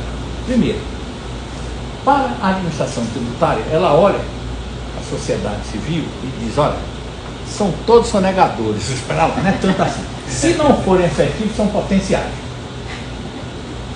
Eu digo isso que eu fui administrador, né? Certo? Aí olha do outro lado, né? Olha a sociedade. Os tributos sempre são altos, os tributos sempre são muitos. Mas isso é dito por quem paga e é dito mais por quem sonega. Olha aí. Aí é que dá essa atenção, como é que a gente vai sair, acho que é isso, como é que a gente vai sair dessa quadratura do círculo? Essa relação, eu não estou dizendo, nunca também eu não tenho uma ideia, até tive a felicidade de morar fora do Brasil, em momentos distintos, né? Para não cair nessa idealização, que a crítica também foi corretíssima, nessa cópia, copiar, macaquear, um mundo ideal lá fora, tem uma ética, e aqui é o mundo dos éticos, né? Lá é o primeiro mundo, aqui é o quarto. Isso eu nunca acreditei nisso. E tive a felicidade, quando saí do Brasil para estudar fora, eu já tinha andado todas as capitais do Brasil, não tinha andado. Do Amapá a Rio Grande do Sul, da Paraíba a Porto Murtinho. Então eu não caí nesse delírio de ficar do delírio do mundo. Então eu já fui com freio de mão, eu já tinha uma ideia, não é bem assim. Então eu tenho medo de cópia, né? Macaquear, mais do que tudo, essa cópia, tenho medo, pago. E ver esse lado. Como é que se resolve essa tensão aqui? Né? O Estado é mal com um e com ele, é doente, faz maldade. Mas quem faz mais pelo Estado é o fisco. Pronto. Estamos, né? É isso que tem. Eu ouço isso da minha casa, eu não preciso sair muito não. No ambiente de família, que essa cultura tem, olha que eu estou mas eu ouço isso da minha casa. Então é por aí, é pelo mundo, não é? E meu convívio com meus colegas, ex-colegas fazendários, tem outro lado. Então eu não vejo baixar essa bola. Vamos fazer isso aí. E aí foi dito algo aqui também que acho que é crucial para isso no passado. E é o seguinte, eu desconfio, é uma questão de ordem sociológica também, que precisa ser estudada. Há uma crença que tem, eu só vi isso no Brasil, viu? E eu digo sem preconceito, eu estou olhando aqui para a Bolívia, eu estou olhando para os países que eu conheço. Estou olhando, o que é que eu conheço? Venezuela, Colômbia, a Argentina, minha filha morou lá, mas eu sempre só fui turista. Né? E Uruguai, e olho para a Europa. Veja, essa tensão é uma crença que eu chamo de judicialização da vida. A expressão aqui não é só Jesus salva, é só o judiciário me salva. Ou a gente judicializa ou falta algo. Quer ver um exemplo? Aí tem um livro, eu recomendo sempre que trabalhasse comigo, não sei quantos anos, eu cito esse livro toda hora. Leia, é um artigo, um livro todo, não sei se é um artigo, de uma alemã chamada Ingeborg Maus. Até para fazer a crítica dela, é que eu recomendo a leitura. A Ingeborg Maus tem um artigo que está publicado em duas revistas, uma que ninguém lê, que foi no anuário do mestre, que era da pós-graduação em Direito da Federal. Quem que ia ler? Só nós. Ninguém se era como super-ego, né? Aí, os tradutores desse artigo são dois amigos meus, cearenses. Um dia um desses amigos, rapaz, estou aqui constrangido, não vou falar. Eu não ficaria zangado se ele mandasse para outra revista. Qual? Eu disse, estudo Sebrap, eles ainda não mandaram, não fizeram nada. Mande. Porque eu sei que vocês estão inéditos, como tradutores, né? Ninguém lê, ninguém lê, só nós, né? Quem lê. O editor, que era João Maurício, eu que era o coordenador. Só quem diabo da revista. Uma passagem ali, o que tem a ver com essa fala de vocês, com os dados que tem aqui? Acho que é o seguinte, primeiro, a crença histórica, o que a Ingeborg Maus vai chamar a atenção? Tinha uma crença de que só quem nos salvava era o legislativo. Né? Só a lei nos salva. Aí passamos um tempo, aí ficamos repetindo já, quase que de hermenêutica isso. Né? Bom, se eram judeus, no primeiro momento a gente acreditava no legislador. Aí falava em latim, mens legislatória, né? Um negócio assim, tu agora tem latim vulgar. Aí passamos, superamos, não é o legislador, é a lei. É a lei, é a lei, é a lei. O olhar está na lei. Morra o legislador, viva a lei. Mas continuamos presos na mesma conversa. Aí vem o terceiro momento. Olha, o problema é quem que diz o que a lei diz? As leis têm crise de identidade, é o mestre amigo, né? Elas têm crise de identidade, elas nem sabem o que são, nem a Constituição, nem as Constituições. Elas são aquilo que alguém disser que elas são. Né? Moral da história. Aí nós chegamos num momento de eita, morra o legislador, já morreu. Porque quem diz o que ele faz somos nós, tá? É o judiciário.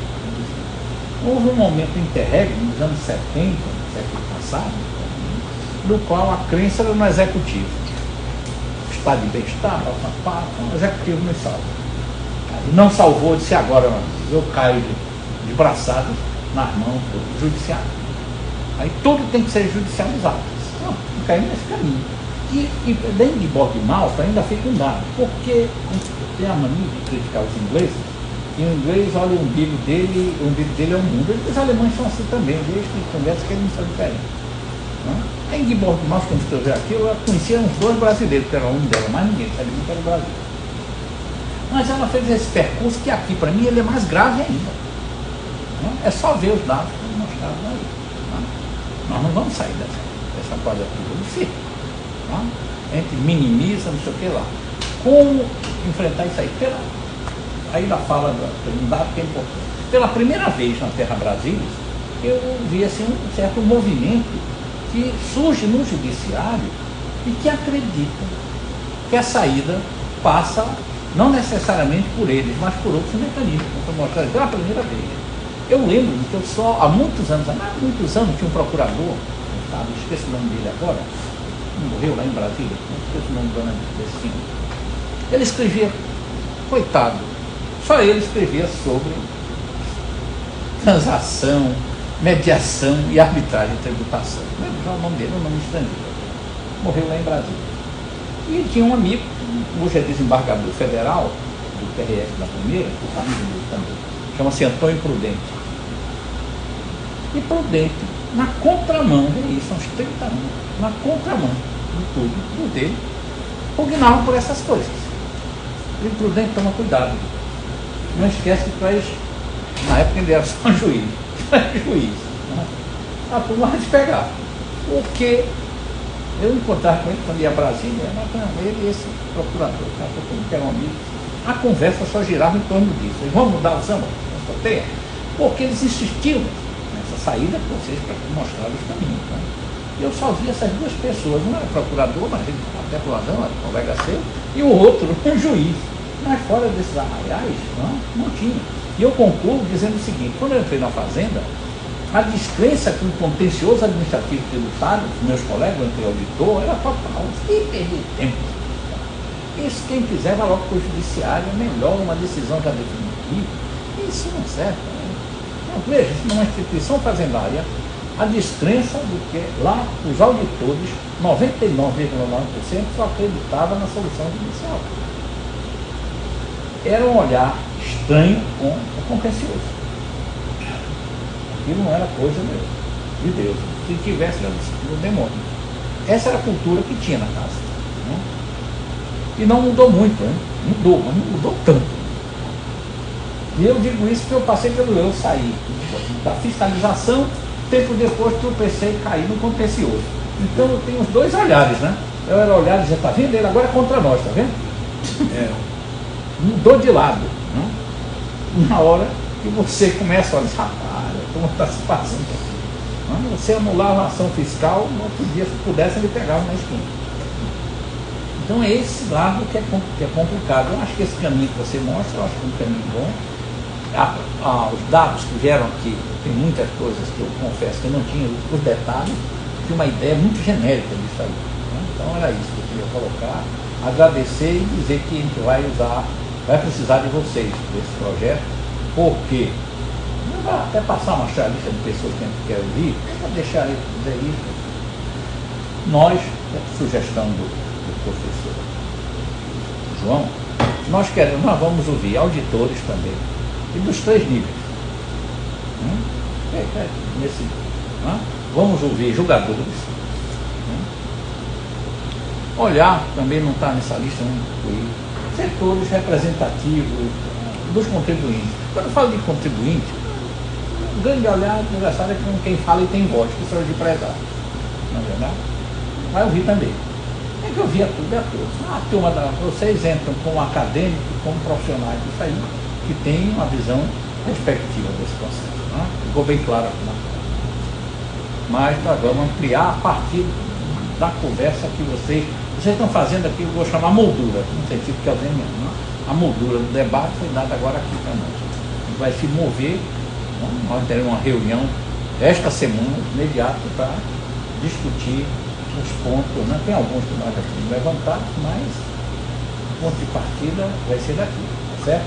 Eu agradeço mais uma vez, né? Dizer que eu saí muito melhor do que eu entrei. É verdade.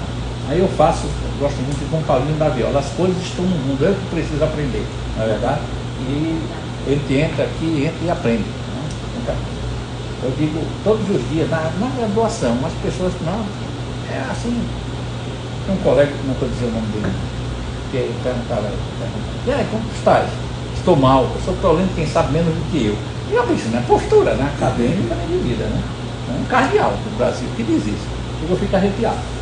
É pior, pelo contrário, eu aprendo todos os dias. Na aula, semana passada, uma provocação de um aluno, né? À noite, no finalzinho, 9 da noite, me obrigou uma resposta de compromisso com ele, que amanhã a gente vai discutir essa história. Fui estudar mais, o cara botou o dedo no negócio que eu nunca tinha pensado. Veja, aí eu vou ter para os meninos sabem também, né? Provocam a gente e a gente aprende com eles. Eu aprendo todos os dias, tá certo?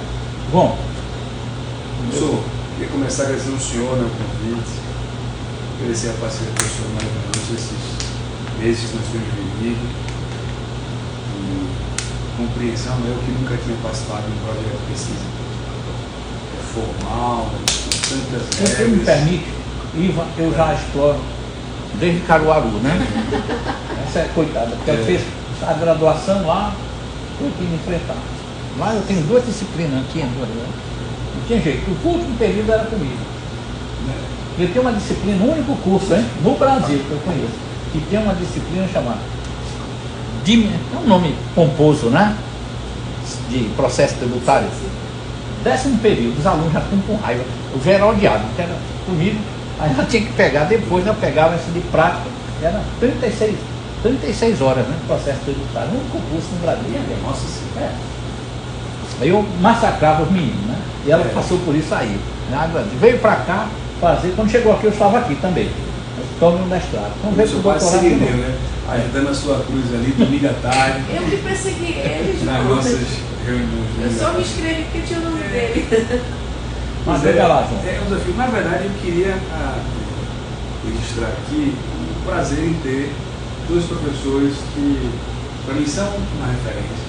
Acho que ter a oportunidade de ter a professora Tereza, quem de forma desbravadora, lá em a pergunta que eu vou fazer é essa: como pesquisar diante de um cenário tão diverso?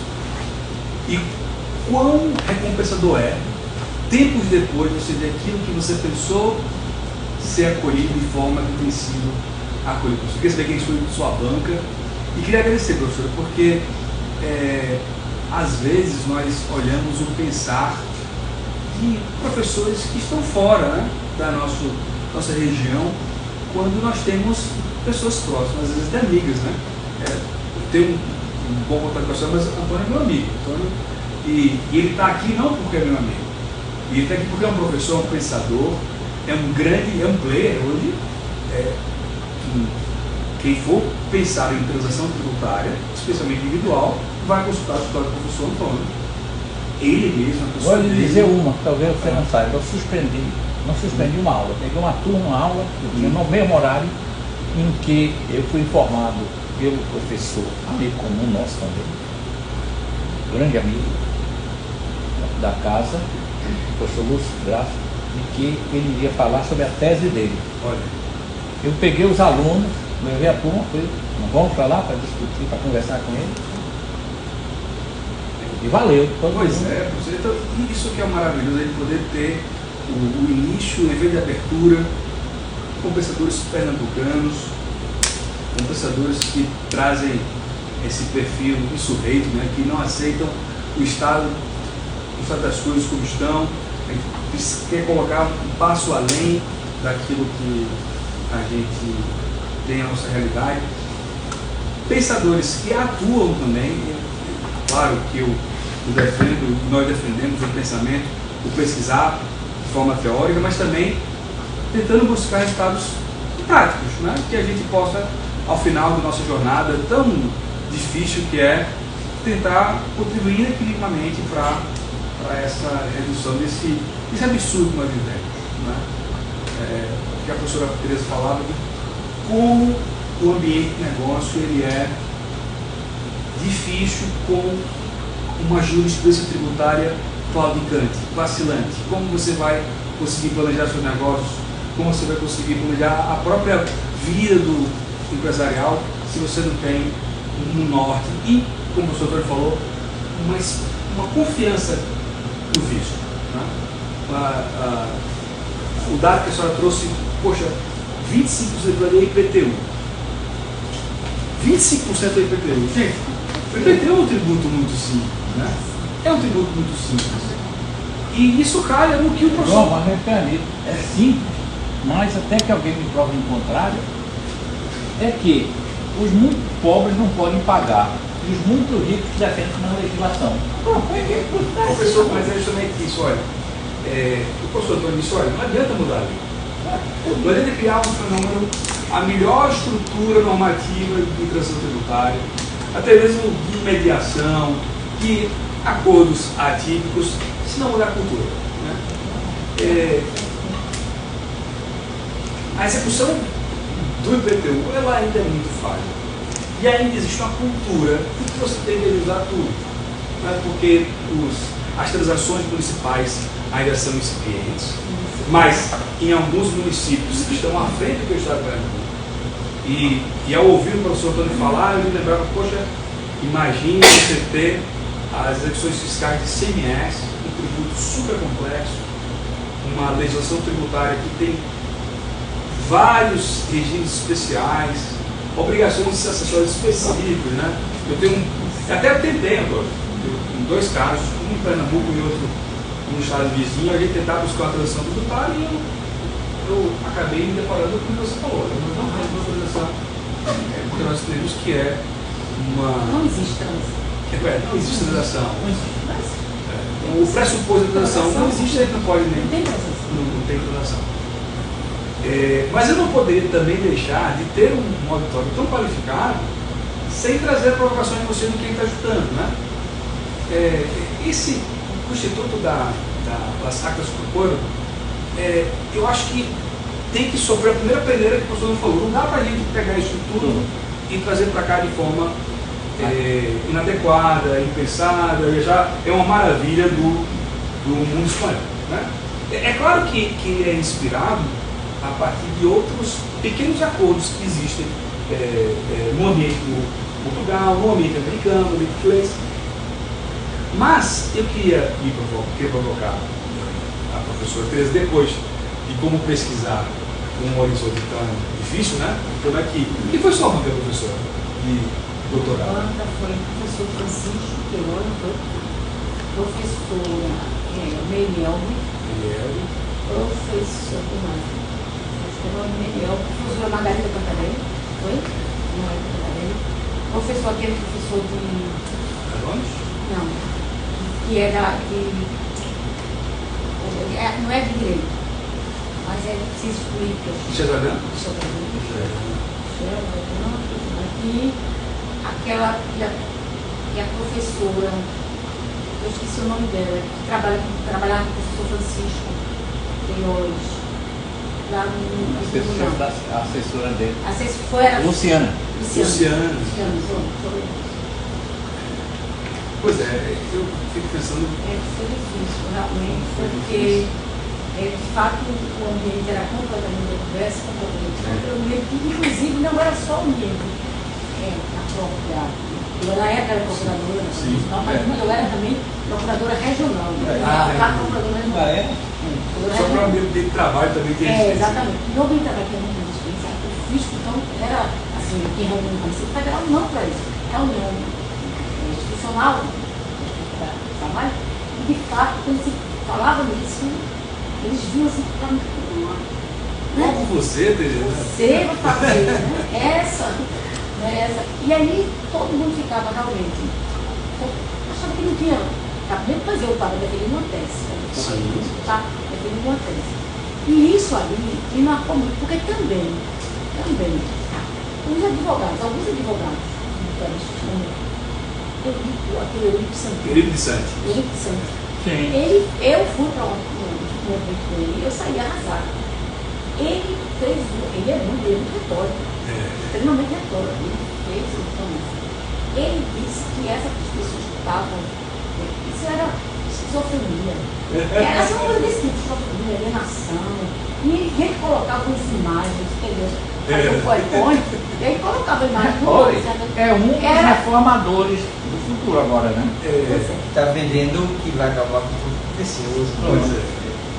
Ele fazia isso. Ele pode ver, se ele observar todas as explicações dele do passado, ele completamente contra a possibilidade. Porque eu tinha a impressão que ela no visto, quando se falava nisso, era como se essa transação era como se você estivesse duvidando da honestidade deles. Você vê transação é transação de moita, tem alguma coisa aí entendeu? Então eu acho que era exatamente. Agora, eu tive um apoio muito grande do procurador-geral, que era o Luiz Ábalos, é entusiasta, ele me deu muito apoio, aí ele fazia, como ele perguntava como é que está a sua tese, eu tinha uma certa possibilidade com ele, porque eu era procuradora regional, só tinha 5 procuradores no Brasil, e a gente vivia muito indo para o Brasil, eu quase para qualquer. Então, em relação com ele, e ele estava, ele dava muito porque ele era ele defendido. Então, eu tive assim como se fosse uma coisa que eu inspirava desse lado aí, porque o resto eu nem comentava, eu levava os papos. Eu nunca fui muito dada a retórica e tal, eu ficava muito constrangida, porque eu não sabia rebater de forma veemente, com medo eles atacavam de forma veemente. Então, eu tive esse problema, mas a gente fez. Mas só um exemplo como a cultura ela é diferente. Hoje a gente tem a regulamentação da regulação para a Procuradoria Nacional e para a Receita Federal do Brasil. Se a transação na Procuradoria da Nacional está voando, e a Receita está encalhada. A Receita só funciona assim porque é transação digital. Aí adere lá, mas não tem uma individual feita ainda. Não tem. Extremamente conservador. Você está aqui.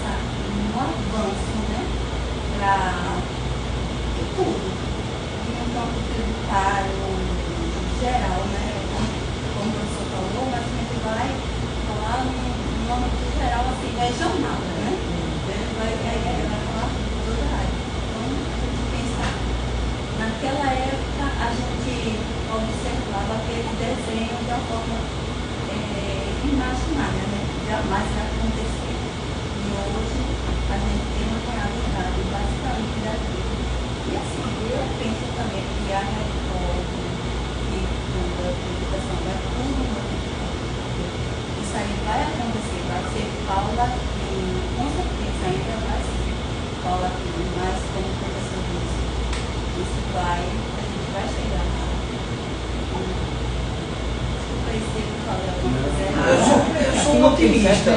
Eu gosto da frase do saudoso Ariano, sou um realista e esperançoso. Eu acredito que a academia tem um papel, eu acredito que a gente está avançando, mas precisa dar o push, né? Está sempre preciso. Quando você fez a fala do professor João, tem um dado que me chama a atenção, que é um ambiente que a gente não pode deixar de lado, que é a questão da mídia da política. Né? Aí o cenário, que é só a reforma do sal, está colocado. Porque outra questão está por debaixo do tapete, tem até prazo, tem calendário. Aí eu coloco um dado, é o seguinte. seguinte, quando ela falou do professor Eurico, eles tinham um instituto de estudos. Transformaram numa empresa. E nada, eu não estou demonizando nada, só apenas fato. Esse grupo tem em direito, são 2 pessoas e 3 são economistas.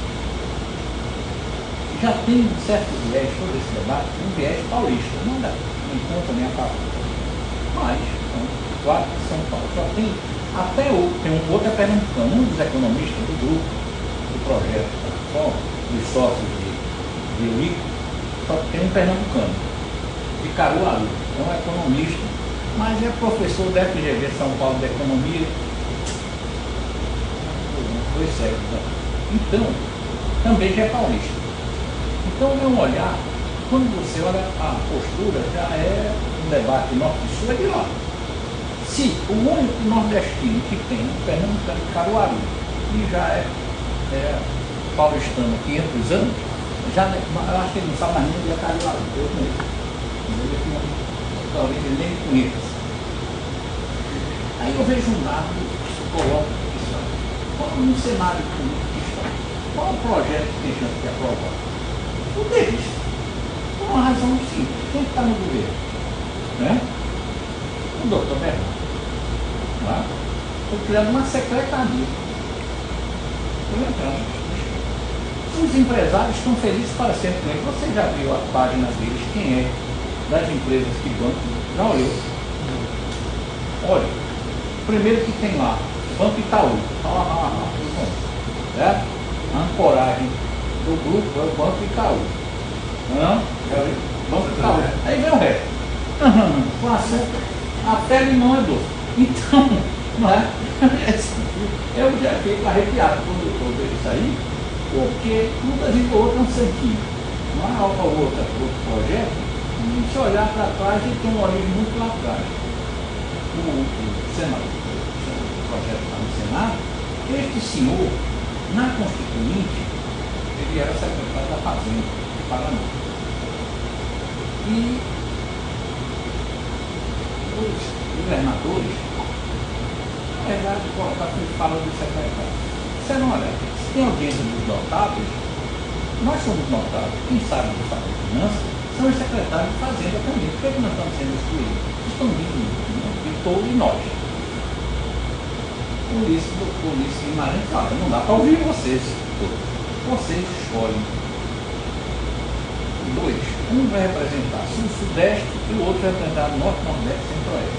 O secretário Norte, Nordeste e Centro-Oeste escolheram para falar por eles. Por coincidência da minha filha, do Amazonas. O secretário do Amazonas. Mas esse cara foi secretário da Fazenda do Brasil. Acho que morreu secretário da Fazenda. Aí escolheram o senhor do Paraná para falar do Sul, Sudeste. São Paulo disse, não, São Paulo não tem representante. São Paulo se auto-representa. Aí ficou Norte, Nordeste, Centro-Oeste, um representante. Sul, Sudeste e outro em São Paulo. É estranho, mas foi assim. Só pegar o canal, vai conseguir. Eu analisei. E para terminar. Aí tem um dado interessante, né? Que esse senhor, o pai do projeto do Senado, ele vivenciou, ele pontificou, ele foi ouvido, essas coisas fazem sentido, né?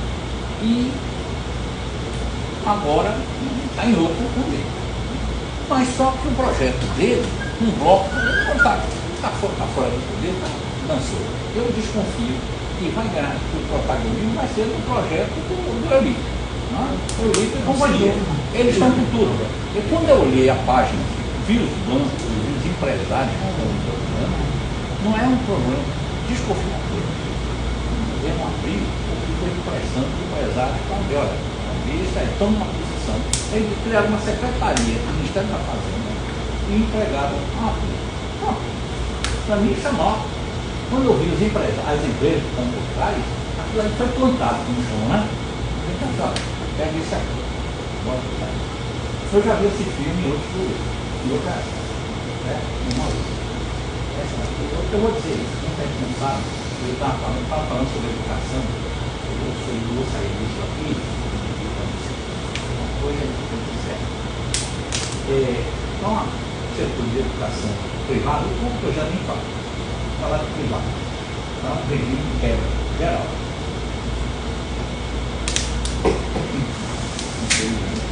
Aí, olha, tem que olhar o seguinte: quando assumiu o doutor Temer,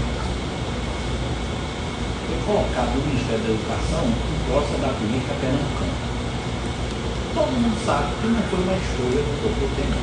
Foram os empresários, mega empresários do setor educacional, universitário, não é isso. Aí vem um dado que comprova isso. Eu dou o nome sumindo.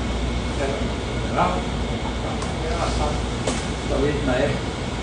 Um colega de economia, um aposentado, não é totalmente aposentado, foi secretário de Estado do Planejamento. Estava